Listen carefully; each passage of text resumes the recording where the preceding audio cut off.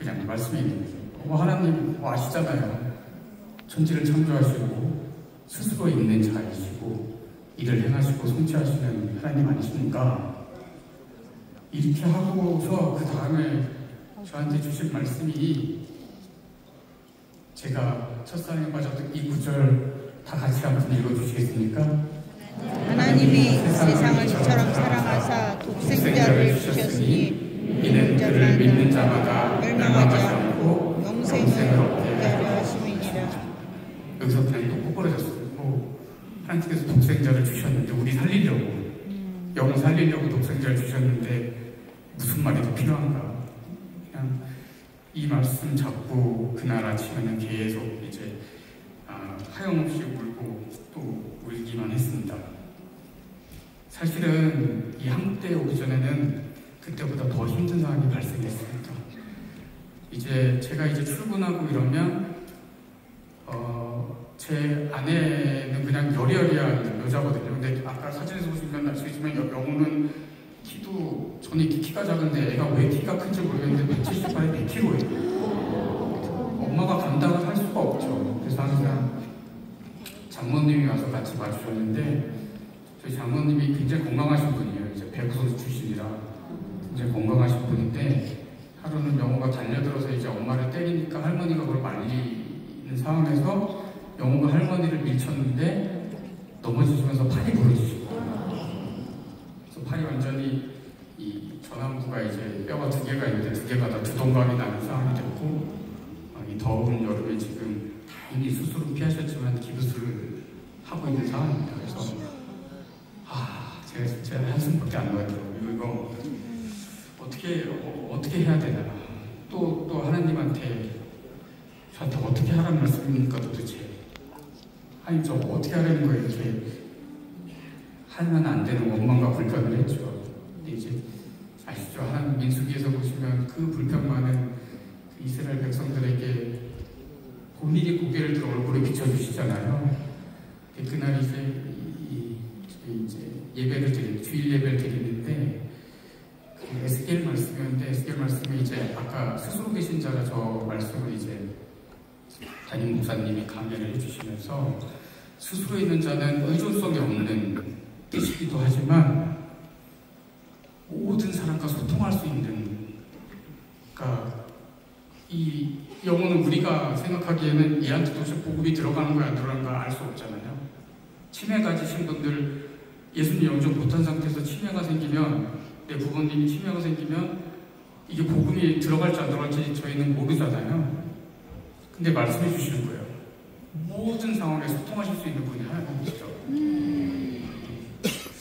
그 말씀을 드리면서 하나님이 저한테 이렇게 말씀하시는 것 같았어요. 내가 영혼과 소통하고 있다. 너무나 감사한 말씀이었죠. 또 그런 말씀으로 저를 위로를 해주시더라고요. 그 다음에 또 하루는 이제 또 영호가 난리를 치고 엄마를 때리고 다른 300까지 치솟고, 밤중에 그러니까 어떻게 할 방법이 없었습니다. 그래서 또 아침에 가면서 제가 이제 집에서 교회 갈 때 새벽에 택시를 타고 가는데, 택시 안에서 또 하늘을 보면서 그때는 정말 막 진짜 퍼부었어요. 하나님한테 제가 속으로. 그랬더니 하나님이 그때는 정말 엄하게 말씀하셨어요. 엄하게 여보는 내 기뻐하는 자라.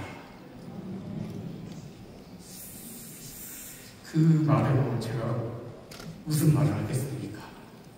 하나님이 기뻐하는 자시고 하나님이 소통하는 자인데, 그리고 저는 천직에 불과한 거고 결국 하나님이 다 인도해 주실 거고 하나님이 천국으로 데려가실 건데, 그렇게 저를 하나님께서 다뤄주시더라고요. 그래서 이제 정말로 여러분들도 이런 하나님의 위로를 이제 이렇게 받으셨으면 좋겠습니다. 그다음에 이제 유럽대에 가기 이틀 전에 또 엄마 얼굴에 흉이 날 만큼 엄마를 때려가지고 엄마가 이제 혼자 빈방에 들어가서 울고 있었고, 제가 이제 새벽 예배를 갔는데, 그때 사실은 저희 교회는 이제 통독을 따라서 이제 새벽 예배 말씀 주시기 때문에 사실은 역대기 그냥 이스라엘 족보를 하는 그런 강의 내용이었는데 목사님께서 제가 잘 기억은 안 나지만 요한복음 13장 1절 말씀을 인용하셨어요. 다 아시죠? 6월절 전에 예수께서 자기가 세상을 떠나 아버지께로 돌아가실 때가 이른 줄 아시고 세상에 있는 자기 사람들을 사랑하되 끝까지 사랑하시니라. 이런 하나님이시기 때문에 또 위로를 받았습니다. 그리고 유럽대 오기 전에는 저한테 찬송가 438장 내어몽의 음성으로 저한테 은혜를 주셨는데 이번 한국대 오기 전에는 310장을 주시더라고요. 네, 같이 좀 불러주실 수 있을까요?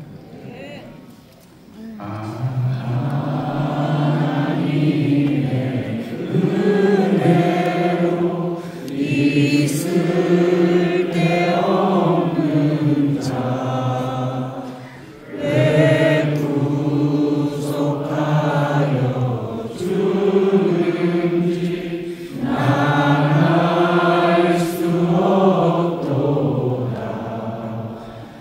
내가 믿고 또 의지하는 내 모든 형편 아시는 주님 늘 보호해 주실 것을 나는 확실히 아네.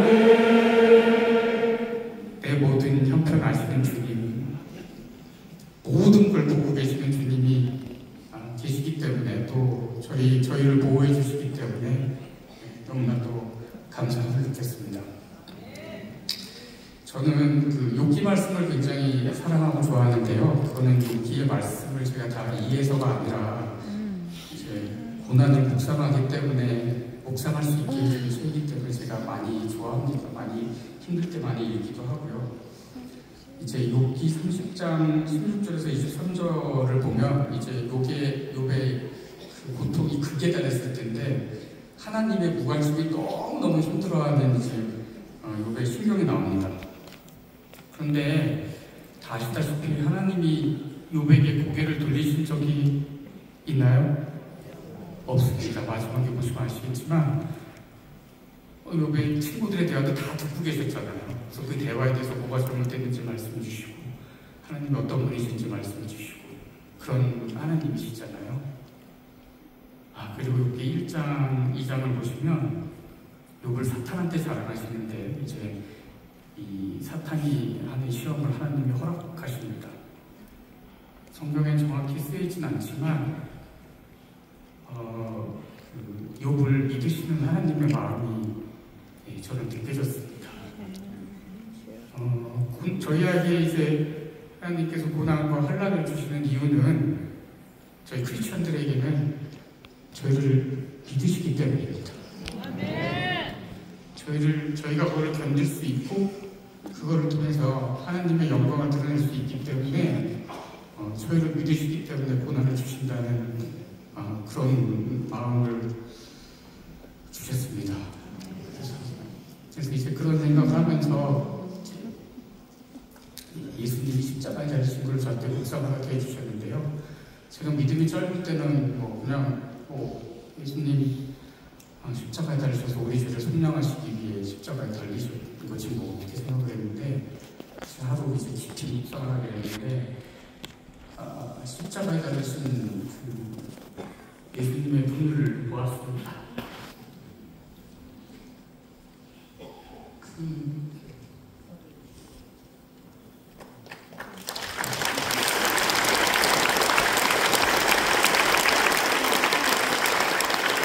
죄송합니다. 그 눈은 그 원망과 그런 눈이 아닌 이제 완전히 사랑과 긍휼의 눈이었죠. 그래서 죄가 1도 없으신 분이 우리 죄 때문에 그 저주의 나무에 걸려서 그 똥으로 뒤집어 쓰신 거죠. 거기다가 그 다음에 이제 모세와 바울의 기도를 들어주시지 않은 게 있잖아요. 모세가 가나안 땅에 들어가고 싶은 기도 안 들어주셨고, 바울이 아픈 그 가시를 제거해달라고 안 들어주셨는데, 사실은 모세와 바울을 온전하게 하시기 위해서 하나님은 한 번도 그들에게 등을 돌리신 적이 없죠. 율법에도 마찬가지고. 근데 그 십자가에 달려서 죽으시는 순간 하나님께서 예수님한테 고개를 돌리시죠. 엘리 라마 사박다니. 그게 예수님의 절규셨죠. 가산지론 중에 하나인 그 말, 예수님이 얼마나 힘드셨을까. 그게 하나님이신데 이 땅에 와서 사실 한순간 다 쓸어버릴 수 있는 벌레만도 못한 저희들을 위해서 거기에 달리시면서 얼마나 힘드셨을까. 그래서 이제 예수님은 그 어떤 우리의 고난도 위로해 주실 수 있는 분이구나 라는 것을 깨닫게 해주셨습니다. 근데 이 묵상은 아마 한 번씩은 하셨을 거예요. 근데 그때 저한테 하나님의 마음은 어떨까라는 생각을 주시더라고요. 여러분들 이 세상에서 이제 부모님이 없으면 고아, 아내가 없으면 호라비, 남편이 없으면 과부라는 말이 있죠. 자식을 잃은 부모는 단어가 없습니다. 세상의 단어로 그 슬픔을 표현할 수 없기 때문에 그 단어가 없는 거라고 합니다. 그런데 예수님은 하나님의 독생자, 외아들이시잖아요. 그 독생자를 우리를 대신해, 원수인 우리를 대신해 십자가 매달려 죽이신 거죠. 그리고 얼굴도 돌리셨습니다. 그 하나님의 마음이 얼마나 아팠을까라는 묵상이 되더라고요. 예수님보다 하나님이 더 힘드셨겠다 이제 그런 말씀을 주셨습니다. 그래서 이제 6대에서 제가 제일 좋아하는 말씀이 다 아시는 말씀입니다. 23장 10절. 그러나 내가 가는 길을 그가 아시느니 그가 나를 달리하시는 데는 승문같이 되어 나오리라. 제가 항상 영어 기도할 때 이 기도를 드리고요. 더 감사한 바는 42장 5절. 그 고난을 주시는 이유는 우리가 죽게 되어 귀로 듣기만 하였사오나 이제 눈으로 배웁니다. 눈으로 하나님을 뵌다는 게 아니라 가까이 다가가는 거죠. 그래서 이렇게 함으로써 욥이 사실은 변화되는 과정이 24장에서 보면 이 안타까운 자들에 대한 궁휼한 마음이 생깁니다. 많이 도왔지만 그거는 그냥 당연히 하나님 하락을 한 거지 궁휼한 마음에서 한 건 아닌데 24장에서는 욥이 이제 그 궁휼한 마음이 들기 시작하죠. 그래서 그 궁휼한 마음을 저한테도 주셨습니다. 한 번은 영호가 이제 아픈데 말을 못하니까 이제 또 폭력이 극으로 갔던 경우가 있어요. 한 달 정도. 근데 제가 이빨 닦으면서 보니까 이 저금니 끝에 가서 녹았더라고요. 얼마나 아팠을까. 근데 그걸 말을 못하니까 제가 몰랐습니다. 그리고 저희 사람과의 또 한 지체는 맹장이 터졌는데 모르고 있다가 3일 있다가 가서 치료받았어요. 내가 말을 못하니까. 아이 잃을 뻔하는 거죠. 그래서 이제 제가 그때 이제 하나님께 기도를 드렸습니다. 하나님 제게 가슴이 찢어지는 긍휼의 은사를 주시옵소서. 제가 이 아이들을 치료하고 싶습니다.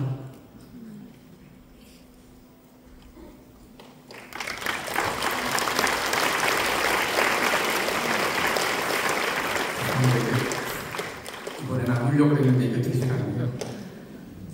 그래서 사실은 이 아이들이 말을 못하기 때문에 이 치료를 받기가 어려워요. 그래서 조금만 이상한 병원을 데려와야 되는데 병원을 데려온다고 해결이 되면 안 됩니다. 왜냐면 의사들이 모르니까. 저도 모를 때는 이런 환자들 오면 짜증만 내죠. 근데 이제 저는 그분들보다 나으니까 조금은 알고 거기다가 가장 많은 병을 볼 수 있는 내과 의사. 그래서 아까도 말씀드렸지만 그 장애인을 보는 내과 의사가 되고 싶습니다라고 말씀을 드렸고 하나님께 말씀을 드렸고 그래서 지금도 그 긍휼의 은사를 더 가슴이 찢어지게 달라고 기도를 드립니다. 팔복에도 있잖아요. 동안은 자한의 위로가 있을 것이라고. 그래서 그 심정을 하나님의 동화하시는 심정과 하나님의 눈물이 있는 심정을 저에게 통합해 주십시오라고 기도를 드리고 있습니다. 그래서 저 장애인을 보는 내과 의사가 되기 위해서 제가 사실은 그 해임을 당했지만 그 소청위원회에서 이겼기 때문에 다시 이제 교수 복귀가 될 수 있었는데 본교로는 돌아가지 않고 한림대병원에서 교수를 하다가 교수를 하면서는 아무것도 할 수 없을 것 같아서 2차 병원으로 나왔고요. 지금 휴직한 이유도 물론 이제 장모님이 없어서 아이를 보기 위해서도 있지만 저 장애인을 보는 내과를 개원하기 위해서 이제 제가 나와 있습니다.